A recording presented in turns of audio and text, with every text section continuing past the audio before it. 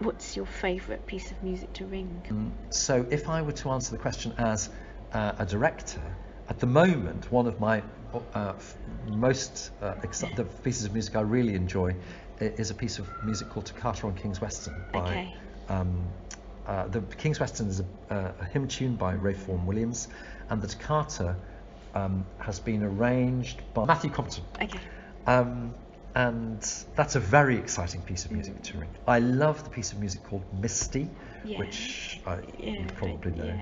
And that was a favourite of mine with the Northern Bell Orchestra and with East Anglia and with Chobham and with KIPHRA. They've all had to put up with Misty. I really love a piece of music called Change Ring Prelude on Divinum Mysterium, which is a Fred Grayman piece of music. Divinum Mysterium is Love Divine or Love's Excelling, and he's written a prelude on that. And I suppose Celtic Praise, which is a wonderful 7/8/5/8 piece of music, which is based on the rap. So I like exciting pieces of music, and I like calm, romantic pieces of music. I love Baroque music. So another wonderful piece that I really enjoy ringing and directing is Michael Kastner's version of Bach's Fugue in G minor. If you're looking overall at your favourite pieces of music, do the techniques have an influence on that? If there's more light and shade, or is it purely the music? It's pure. Tunes? Yeah, it's purely the feel of the music. I like to change the timbre of the music. I like to change the feel of the music. Yes, and certainly different techniques. Staccato notes, lengthy notes can do that, but also the type of instrument. So chimes. Sorry, I should have also said that both groups have chimes, which of course is, and bell plates. Chobham has bell plates and chimes. KIPHRA has chimes but no bell plates. But and one of the exciting things to think about when you're playing a piece of music, let's take one I was talking to somebody about yesterday, a lovely arrangement by Nozomo Abe of the Beatles music yesterday. So when you're directing that, it's quite a sad piece of music. The chimes have a very cool feel about them, whereas bells, because the chime sound is a rather pure sound, whereas the bell sound with all of its complex overtones is a much richer, warmer sound. And so if you're playing a piece of music that has a coolness about it, so why she had to go, I don't know, she wouldn't say. Often that's very interesting played on chimes as a different timbre of note from the feel of bells. So I do like exploring and experimenting with the richness of the sound, the coolness of the sound, using different instruments. We touched on your experience of international handbell events earlier.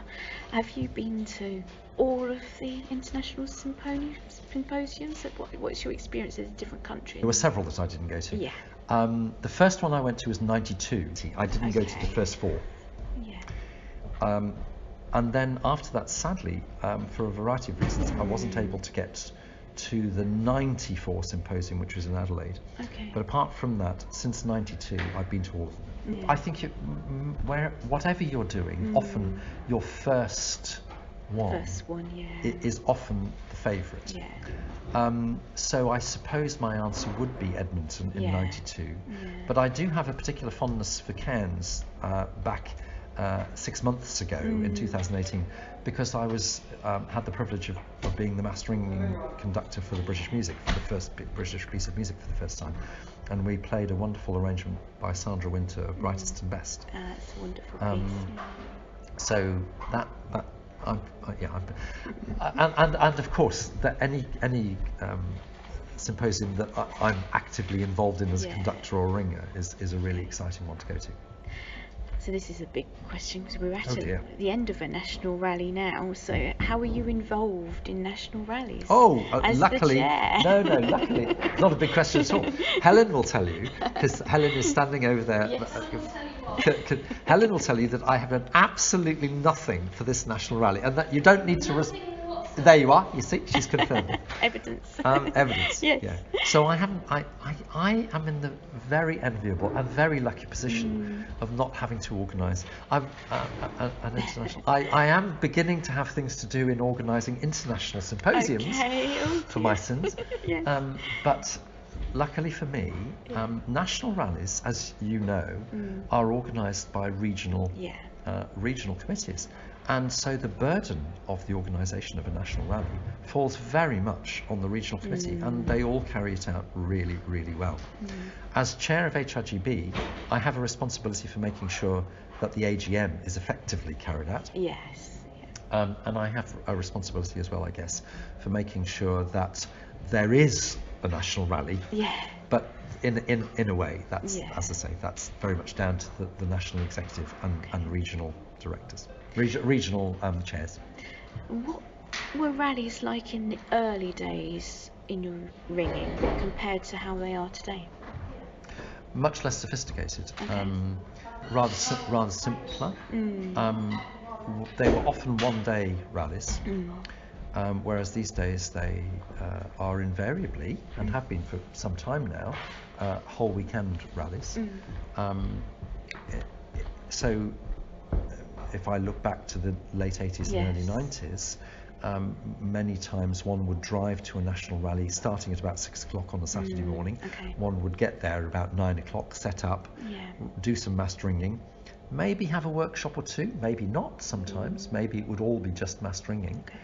About 4 o'clock you'd have tea and then you'd pack up and go home. So it would be very much like a very big regional rally. Yes. Most of that's being perhaps slightly too simplistic, but some of them were like that. More of them, many more of them had workshops, as well as mass ringing and solos. And when I was involved in helping to organise the 95 one, so 1995 was the last time I actually had any actual organisational role in a rally itself, because I was involved in organising the one in Reading, and I organised the workshops. And I do see workshops as being a really important and valuable part. And I think it's really important that as a society we do have learning opportunities over and above the opportunity to ring in our premier event of the year. Yeah, I mean that's what the workshops do. They give ringers so much, don't they, that they don't necessarily experience in their own teams. So there were some rallies that had very few workshops, and I think the thing that really I loved most about going to national rallies, two things. One was the welcome. Though people are so welcoming wherever you go in a handbell event, people are very welcoming. And secondly, just this opportunity, which of course I first experienced in the 1980s, of going somewhere else in the country and realising there were all of these people who also enjoyed what I was learning to enjoy. By the time it got to 92, I got to the point of suddenly realising there were all these people all across the world who were enjoying what I was enjoying. But in my early days in the 1980s, you know, that was learning that was the case across the country, which was a wonderful thing to realise. And the music was different. Do you ring with a regional team yourself now? No. I conducted both. I was the musical director for the East Anglian Regional Team and for the NBO for 12 years. I thought after 12, from 2006 to 2018, I thought after 12 years that they'd had enough of me, basically. I genuinely, I thought that I felt in that time that I was able to teach ringers something. I felt that I was offering something in terms of musical interpretation. I also felt initially that, as you do, I suppose, that there was a pressure because you were the only person doing the job, and I was very pleased over time as the committees of both of those regional teams, the East Anglian Regional Team and the Northern Bell Orchestra, which isn't a regional team, of course. It's a bell orchestra that has representatives from 4 different regions. The committees of those two groups suggested to me, and I agreed with alacrity, that it would be a really good idea to have somebody else to take on some of the conducting role. And over time, those people who took on the conducting role became and are now the people who've taken on the role after me. So in the Northern Bell Orchestra, Kate Sawallish has taken over that role with some significant help from Bob Peckner, and in at East Anglia it's Aidan Fossard who's taken over that role. And it was very much that I felt that I'd taken things as far as I was capable of taking them. Yes. They were capable of so much more, and it was time for somebody else to give them what they could, to give the teams what they could. What was it like travelling all over the place so regularly? It was exciting. Yes. It was tiring. Yeah. There were times when I couldn't summon up the energy to drive back home after rehearsing in Sheffield all day. Yes. So Helen Foley initially was very kind. She and Glyn, her husband, gave me a bed for the night sometimes. Yes. Sometimes when I was doing an East Anglian concert. Coming back from the Cambridge area, which was where most of the East Anglian rallies were, East Anglian Regional Team meetings were, was a bit more straightforward. Yeah. So I very rarely had to stay in East Anglia, but I did sometimes. There were times when I've had to book into hotels because I was so tired coming down the motorway. So it was tiring. But overall, the initial excitement took a long time to wear off. It was very exciting, Amanda, really. I loved it. And then after 12 years, I was beginning to think, maybe I've done this now. Yeah. Okay. So time for somebody else to take it on. Are you involved in any other committees other than HRGB? So the Handbell Ringers? the International Handbell Committee is the. I'm obviously a member of both of the committees of St Lawrence, Chobham, and of KIPHRA. Yes. My two weekly teams. Then HRGB committee and now the International Handbell Committee. Okay. How do you fund activity in your local team? In both cases, we fund activities in two ways. Yes. We fund activities by subscriptions by team members. Okay. Yes. We fund activities by playing concerts, Yeah. or performances which we are invited to play, or receiving ticket money from concerts. Okay. And do you put on many concerts? There have been opposite trends in both of those teams. When I first joined St Lawrence Chobham Handbell Ringers, Alan Collings was in the habit of saying yes to every invitation he received. And so St Lawrence Chobham, in the early days that I was a member, would have taken part in probably 25 to 30 events each year, of which probably 20 would have been at Christmas. And that was incredibly tiring.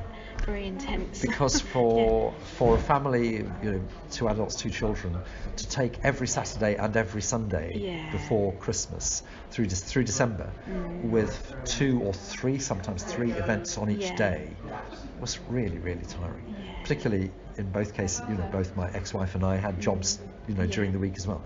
That was very, very tiring. So at Chobham, we've reduced the number since I took over. We've reduced the number of activities. Okay. So we probably would be involved, I don't know, in 12 to 15 performances each year, of which 10 to 12 would be at Christmas, and then we'd do 2 or 3 other performances during the year. Of which one or two would be our own concerts, and 1 or 2 would be performances that we were asked to go to play for a society or a women's institute or something like that. Both of these groups have 12 bell groups, and so if there isn't much room in the space we're being asked to go to, as there often isn't in, for example, women's institute meetings or village fetes, then the 12 bell group would go. At KIPHRA, on the other hand, when I first joined KIPHRA, they were in the habit of doing 1 concert a year. That was it. Oh wow. Okay. And for the first couple of years, we did 2 after I joined. We did a concert in the summer and a concert at Christmas. And now latterly, we're probably doing 6 or 7 concerts or performances each year in the same style as Chobham, except not so many concerts at Christmas. Or performances at Christmas. We'd probably do 3, 4 performances, maybe in retirement homes, maybe for people at parties or something like that, and our own concert and then during the year we do 2 or 3 others as well. In the same sort of idea. For most of those we get paid. We charge a fee or we charge ticket money. Yes. For some of those, which are to support charity, we give our services gratis. Yeah.